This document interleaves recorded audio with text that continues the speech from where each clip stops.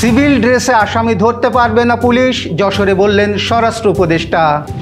পলিটেকনিকের শিক্ষার্থীদের আন্দোলন স্থগিত, দাবি শিক্ষা মন্ত্রণালয়ের।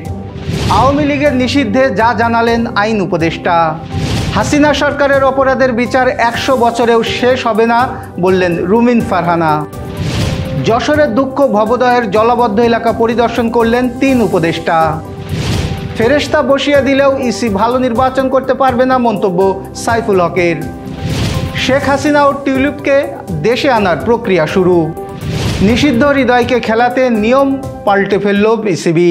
দর্শক, রাতের আয়োজনে আপনাদের সাথে আছি আমি এস এম আরিফ। শুনছিলেন প্রধান শিরোনাম।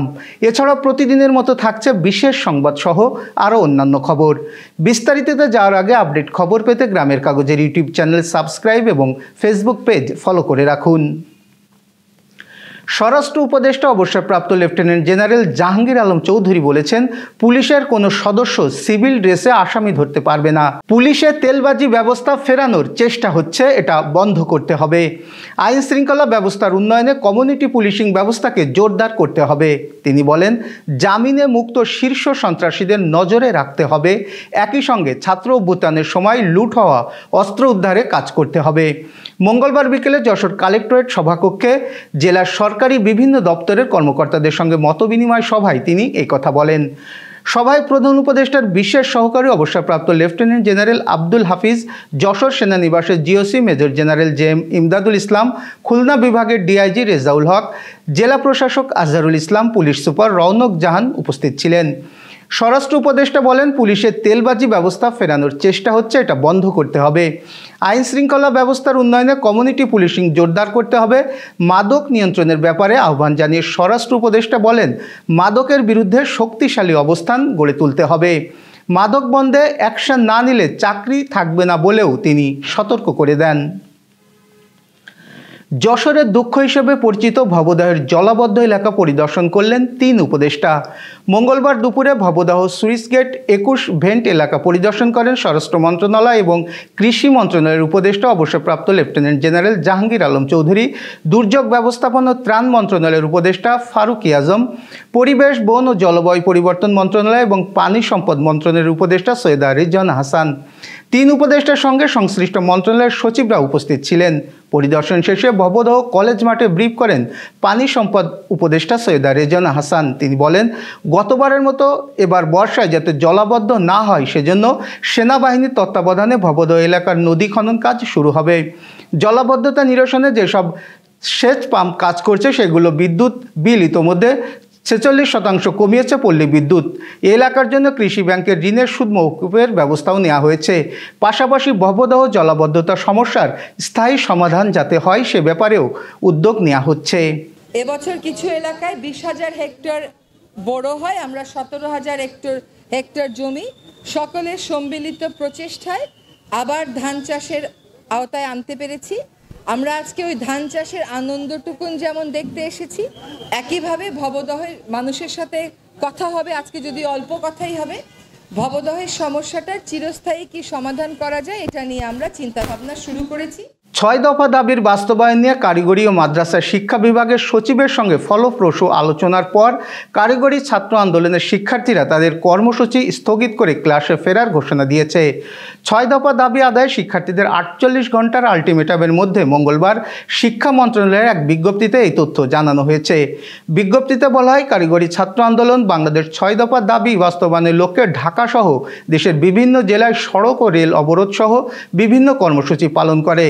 এতে জনদুর্ভোগের পাশাপাশি কারিগরি শিক্ষা প্রতিষ্ঠানসমূহে অস্থিরতা সৃষ্টি হয়। কারিগরি ছাত্র আন্দোলন বাংলাদেশ ছাত্র প্রতিনিধিগণ 21 এপ্রিল কারিগরি ও মাদ্রাসা শিক্ষা বিভাগের সচিবের সঙ্গে এই বিভাগের সম্মেলন কক্ষে সাক্ষাৎ করেন। এ সময় কারিগরি শিক্ষা অধিদপ্তরের মহাপরিচালক, মন্ত্রণালয়ের ঊর্ধ্বতন কর্মকর্তা ও ইনস্টিটিউট অব ডিপ্লোমা ইঞ্জিনিয়ার্স বাংলাদেশের নেতারা উপস্থিত ছিলেন। আগামী 15 দিনের মধ্যে আইন তৈরি করে আওয়ামী লীগকে নিষিদ্ধের দাবি জানিয়েছে জাতীয় নাগরিক পার্টি এনসিপি। সোমবার আওয়ামী লীগের রাজনৈতিক কার্যক্রম নিষিদ্ধ, সংস্কার ও গণপরিষদ নির্বাচনের দাবিতে আয়োজিত বিক্ষোভ মিছিল ও সমাবেশে এই দাবি করে দলটি। এ দাবি বাস্তবায়ন করতে গেলে নির্বাহী আদেশ ছাড়া আওয়ামী লীগকে নিষিদ্ধ করা সম্ভব নয়। এদিকে আইন, বিচার ও সংসদ মন্ত্রণালয়ের দায়িত্বপ্রাপ্ত উপদেষ্টা অধ্যাপক ডক্টর আসিফ নজরুলের কাছে জানতে চাওয়া হয়, নির্বাহী আদেশে আওয়ামী লীগকে নিষিদ্ধ করার পরিকল্পনা সরকারের আছে কিনা। জবাবে আইন উপদেষ্টা বলেন, একটা দল নিষিদ্ধ করা বা নিবন্ধন বাতিল করা সংক্রান্ত বিভিন্ন আইন দেশে হয়েছে, নজির রয়েছে, আদালতেরও রায় হয়েছে। দল নিষিদ্ধকরণের ব্যাপারটা আদালতের রায়ে হতে পারে, এটা নির্বাচন কমিশনের মাধ্যমে অথবা পাবলিক ইন্টারেস্ট লিটিগেশনের মাধ্যমেও হতে পারে। এই মুহূর্তে এটা নিয়ে কিছু বলতে চাই না, বিচারিক প্রক্রিয়ার উপরে ছেড়ে দিয়েছি, বাংলাদেশের মানুষের মতামতের উপর ছেড়ে দিয়েছি। জাতীয় ঐক্যমত্য কমিশনের সঙ্গে রাজনৈতিক দলগুলোর আলাপে যদি সব দল মিলে প্রস্তাব করে যে আওয়ামী লীগকে নিষিদ্ধ করা হোক বা আওয়ামী লীগকে নির্বাচনে যেন অংশগ্রহণ করতে না দেওয়া হয় অথবা কোনো আদালতের রায়ের অবজারভেশনে যদি নিষিদ্ধ করার বিষয়টি আসে, তখন অবশ্যই সেই অনুযায়ী ব্যবস্থা নেওয়া হবে। বিএনপির সহ আন্তর্জাতিক বিষয়ক সম্পাদক ব্যারিস্টার রুমিন ফারহানা বলেছেন, বিগত 15 বছরে আওয়ামী লীগ যত অপরাধ করেছে আগামী 100 বছর ধরে বিচার কার্য চালিয়ে গেলেও তা শেষ হবে না। তাই সংস্কার আর বিচার শেষ করার চিন্তা থেকে বেরিয়ে এসে দ্রুত নির্বাচনের আয়োজন করতে হবে। মঙ্গলবার দুপুরে গাইবান্ধার জেলা স্টেডিয়াম মিলনায়তনে জেলা বিএনপির আয়োজনে শুরু হওয়া প্রশিক্ষণ কর্মশালায় একথা বলেন তিনি। রুমিন আরও বলেন, নির্বাচন নিয়ে যেমন ষড়যন্ত্র চলছে, তেমনি মানুষের ভোটের অধিকার থেকে বঞ্চিত করারও ষড়যন্ত্র চলছে। এই ষড়যন্ত্র যারাই করছে তারা বিএনপির প্রতিপক্ষ, তারাই বাংলাদেশ বিরোধী প্রতিপক্ষ। বিএনপি গত 15 বছর মাটি ছাড়ে নাই, সুতরাং আগামীতেও এক চুলো মাটি ছাড়া হবে না। বাংলাদেশের ক্ষমতাচ্যুত সাবেক প্রধানমন্ত্রী শেখ হাসিনা ও তার ভাগ্নি টিউলিপ সিদ্দিককে দেশে ফিরিয়ে আনার কার্যক্রম শুরু হয়েছে বলে জানিয়েছে দুর্নীতি দমন কমিশনের কমিশনার অবসরপ্রাপ্ত ব্রিগেডিয়ার জেনারেল হাফিজ আহসান ফরিদ। মঙ্গলবার রাজধানীর সেগুনবাগিচায় দুদক কার্যালয়ের সাংবাদিকদের তিনি এই তথ্য জানান। হাফিজ আহসান ফরিদ বলেন, আমরা কাজ শুরু করেছি, তাদের ফিরিয়ে আনার জন্য দুদক প্রক্রিয়া শুরু করেছে।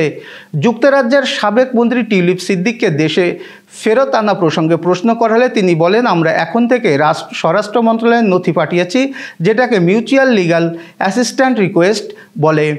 পররাষ্ট্র মন্ত্রণালয়ের মাধ্যমে তা বিদেশি দূতাবাসে যাবে, সেখান থেকে বাংলাদেশের অ্যাম্বাসিতে যাবে। সেই কাজ আমরা শুরু করেছি, তাদের ফিরিয়ে আনার জন্য দুদক প্রক্রিয়া শুরু করেছে। ফেরেশতা বসিয়ে দিলেও নির্বাচন কমিশন ইসি ভালো নির্বাচন করতে পারবে না বলে মন্তব্য করেছেন বাংলাদেশের বিপ্লবী ওয়ার্কার্স পার্টির সাধারণ সম্পাদক সাইফুল হক। তিনি বলেন, ভালো নির্বাচনের জন্য ইসির জবাবদিহিতার বিধান থাকা দরকার। মঙ্গলবার সকালে আগারগাঁওয়ে নির্বাচন ভবনে সিইসি এএমএম নাসির উদ্দিন সহ নির্বাচন কমিশনারদের সঙ্গে বৈঠকে এ মন্তব্য করেন সাইফুল হক। তিনি জানান, কমিশনের কাছে 31 দফা লিখিত সুপারিশ পেশ করা হয়েছে।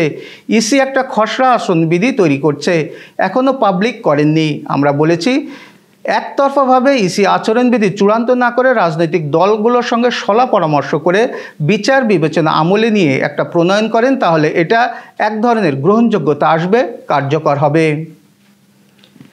এবার যশোর সহ আঞ্চলিক সংবাদ। মাগুরায়ও জেলা আওয়ামী লীগের ব্যানারে ঝটিকা মিছিল হয়েছে।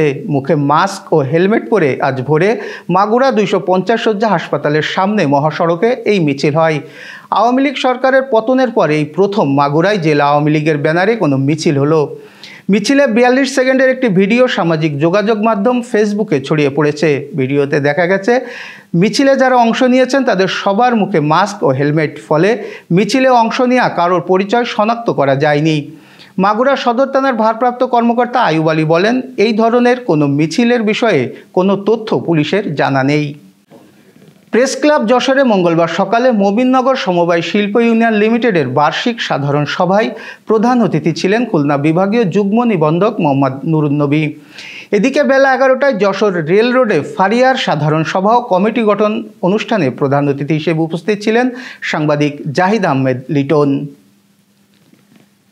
ঝিনাইদহ 3 আসনের সাবেক সংসদ সদস্য মাস্টার শহীদুল ইসলামের মৃত্যুবার্ষিকী উপলক্ষে আলোচনা সভা ও দোয়া মাহফিল অনুষ্ঠিত হয়।